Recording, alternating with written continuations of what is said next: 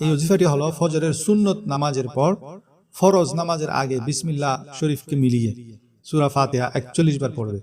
সুন্নতের আগে পাশে এক বোতল পানি রাখবেন আর সুন্নত পড়ে সেখানে বসে বসে 41 বার সূরা ফাতিহা পড়বেন। পড়ার নিয়ম হলো বিসমিল্লাহির রহমানির রহিম বলে থামবেন না, বরং না থেমে পড়বেন রাহিমিল হামদুলিল্লাহি রাব্বিল আলামিন। আমরা সাধারণত পড়ি বিসমিল্লাহির রহমানির রহিম, তারপর শ্বাস নিয়ে পড়ি আলহামদুলিল্লাহি রাব্বিল আলামিন।